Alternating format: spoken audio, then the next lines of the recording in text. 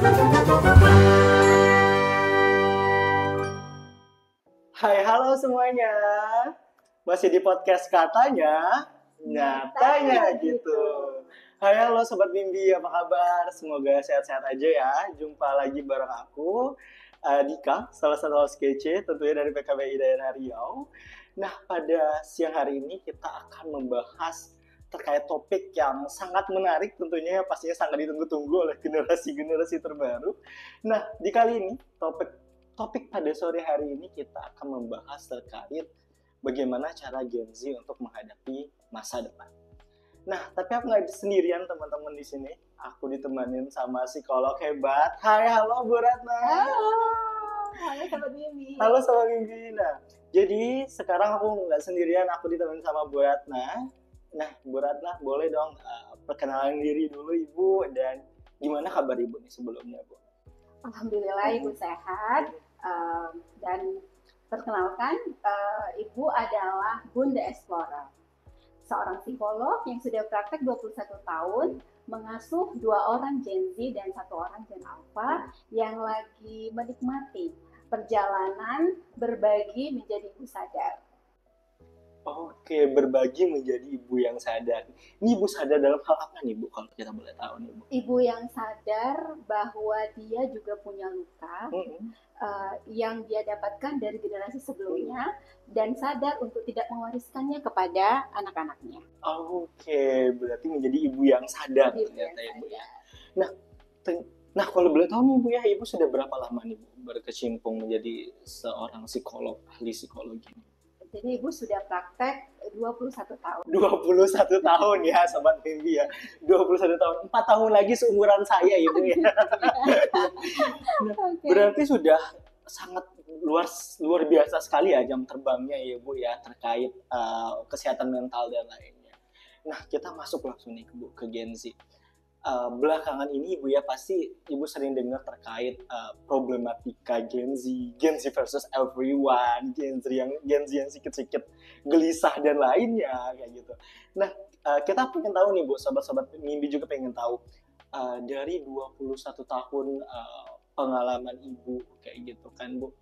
Apakah Ibu pernah mendengar atau hal yang sering Ibu dengar belakangan ini terkait permasalahan psikologi yang sering didengar dari Gen Z itu apa nih Bu? Oke, ini khusus Gen Z ya. Khusus Gen Z ya. Jadi kalau khusus Gen Z itu yang paling banyak itu soal kecemasan. Kecemasan. Jadi Gen Z itu banyak cemas soal masa depan ya. Masa depan, benar banget ya.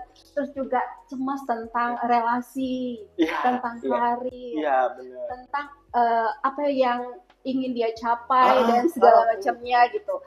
Dan juga tentang gaya hidup orang lain. Mas, aku juga pengen seperti mereka, bisa nggak ya? Banyak gitu. Jadi memang rata-rata yang Ibu tangani itu Gen Z yang cemas. Selain itu ada juga Gen Z yang merasa kesepian, merasa kosong, padahal dia punya sepertinya semuanya, dan dia aktif tapi merasa kosong. Nah, itu. Berarti bukan berarti kita punya banyak hal kita juga terpenuhi ya Bu ya. Jadi ternyata punya tapi kosong juga ada gitu ya Bu ya. Nah, dari semua itu nih Bu, kira-kira apa yang mengakibatkan Gen Z terus atau selalu mengalami kegelisahan, kegundahan, terutama dengan masa depannya Bu? Nah, biasanya kan Gen Z kadang merasa bahwa bagaimana nih aku di masa depan? Bagaimana keuangan aku di masa depan? Apakah aku bisa meraih pekerjaan yang aku impikan, apakah aku bisa freedom dari segala hal, dari pekerjaan, dari keuangan, apakah aku bisa meraih masa depan dan lainnya, apakah pasangan aku sesuai seperti yang aku harapkan di masa depan. Nah, kira-kira kenapa tuh Bu? Iya, kadang Gen Z ini banyak banget kegelisahannya nih Bu, terutama for the future-nya. Oke. Jadi kenapa itu bisa kita lihat di psikologi itu dari beberapa pendekatan, ada teori-teorinya. Nah, ada 3 nih kita mau yang membahaskan sore ini ya. Yang pertama tuh dari pendekatan psikoanalisis. Yang kedua itu dari kognitif. Dan yang ketiga dari eksistensial. Nah, jadi kalau dari teori psikoanalisa, kita itu semua Gen Z juga itu punya ego. Nah, super ego, dan punya id juga. Id itu adalah keinginan. Keinginan. Dorongan. Nah, ketiga hal ini itu konflik, makanya cemas. Antara id, antara keinginan, dorongan, itu konflik dengan super ego atau norma-norma perilaku, etika moral, dan juga konflik dengan ego itu realitas, gitu. Nah, jadi misalnya kepengen sukses, terus lihat orang sukses, nah, terus standar kesuksesan itu semakin tinggi, ya kan, itu norma sosial tadi. Kemudian realitanya belum sukses. Nah, jadi itu yang membuat jadi cemas. Itu kalau dari teori psikoanalisis. Nah, kalau dari teori kognitif, Gen Z itu tumbuh di era digital yang berubah sangat cepat, penuh tekanan, ya kan, terutama mereka pada saat remaja, pada saat fase emerging adulthood, lagi mencari jati diri, itu kan lagi pandemi ya. Nah, itu mereka banyak mengalami peristiwa-peristiwa yang tidak terduga. Ada kematian, ada peperangan, macam-macam ya. Itu kan berita-berita negatif. Nah, itu semua mempengaruhi cara berpikir mereka, pola pikir mereka. Jadi teori kognitif melihat kecemasan itu adalah kesalahan seseorang dalam berpikir. Bagaimana cara mereka berpikir, apakah cenderung negatif atau positif. Nah, yang menjadi cemas kalau mereka itu banyak mikirnya ke arah yang negatif.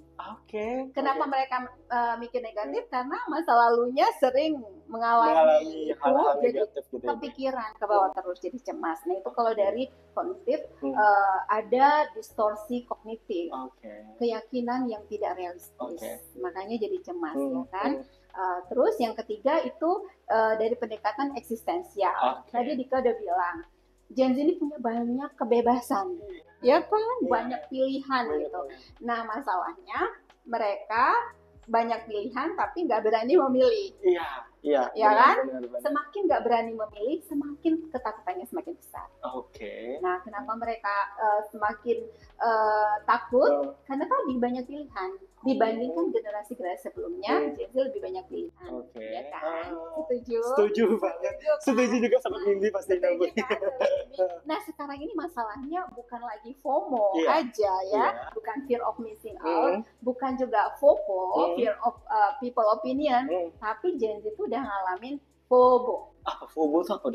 FOBO itu fear of better action. Jadi dia takut memilih karena dia merasa selalu ada pilihan yang terbaik.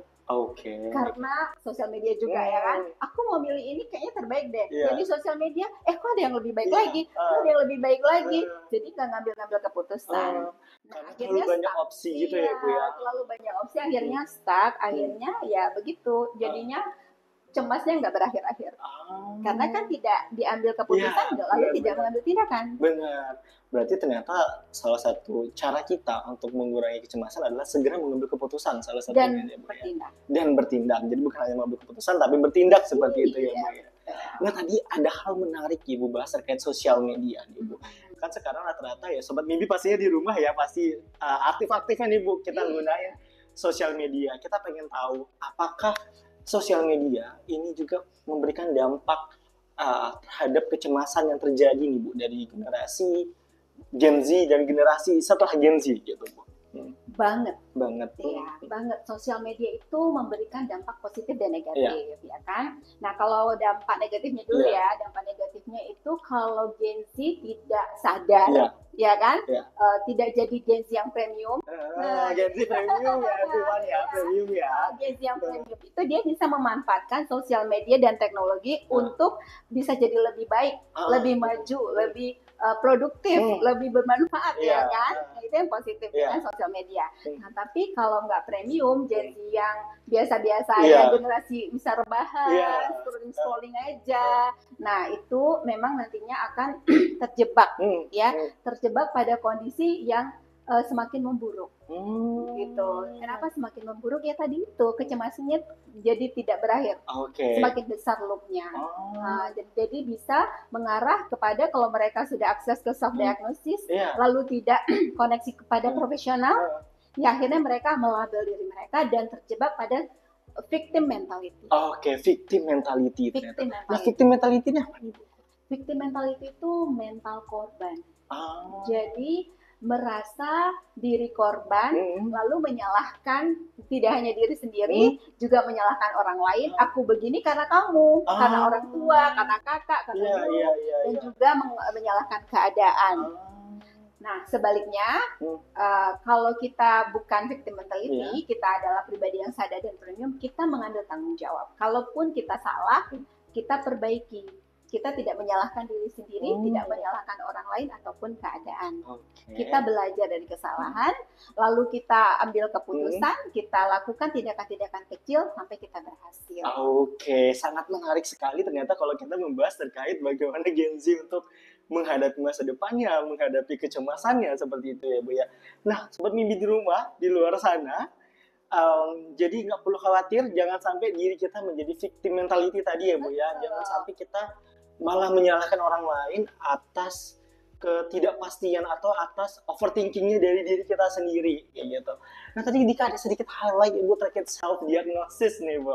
Nah teman-teman di rumah pasti juga sering mengalami self diagnosis tentunya Bu. Pasti sobat mimpi di rumah sering mengalami self diagnosis kayak ketika dia mengalami stres pasti dia, ini aku bipolar nih kayak gitu, atau aku anxiety attack atau apapun itu. Nah kira-kira gimana nih Bu? Apakah self diagnosis itu diperbolehkan atau sebenarnya itu ada hal yang wajar Ibu dari kalangan atau semua orang gitu?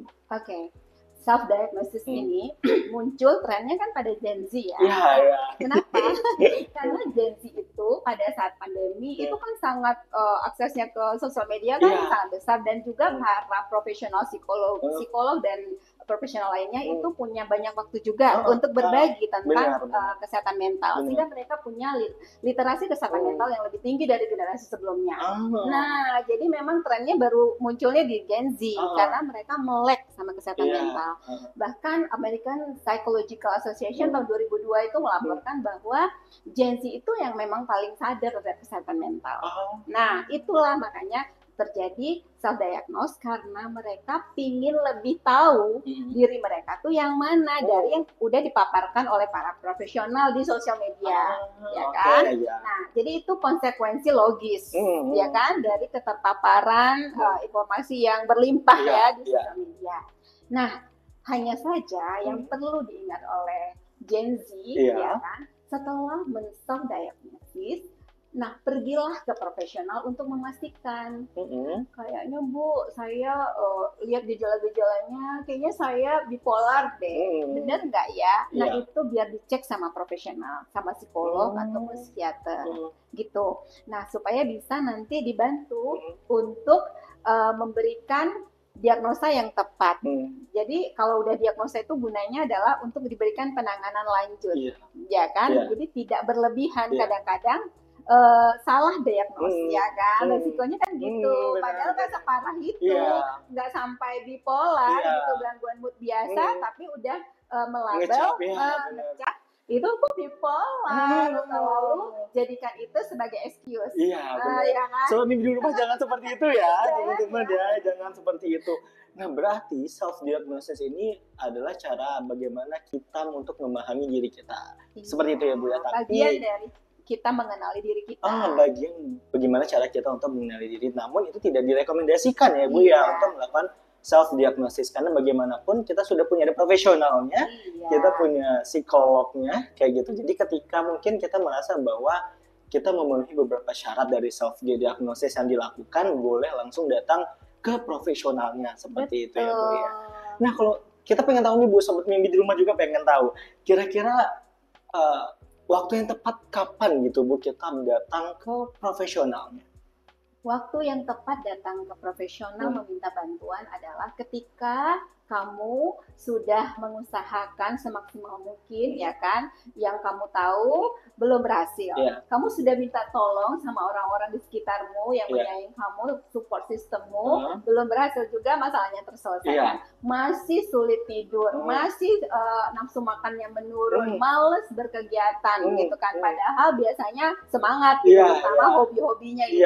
Terus udah sering absen nih gitu kan, mau kuliah atau mau kerja. Nah, padahal udah berusaha melakukan A, B, C dan sebagainya. Nah, itu segeralah ke profesional supaya tidak berlarut dan tidak parah masalahnya. Oke, gitu. Berarti memang profesional adalah salah satu syarat utama setelah kita melakukan self diagnosis itu ya Bu ya. Tapi perlu diingat sekali lagi Sobat Mimbi bahwa self diagnosis sangat tidak direkomendasikan menjadi hasil finalnya. Karena yang berhak memberikan hasil final adalah psikolog atau profesionalnya, seperti itu ya Bu ya. Nah, tadi bener banget Ibu, kadang kita membahas tentang perkuliahan, pekerjaan kayak gitu ya Bu ya. Nah kan Sobat Mimbi di rumah sana, apalagi generasi Z, generasi beta, generasi alpha seperti itu Bu.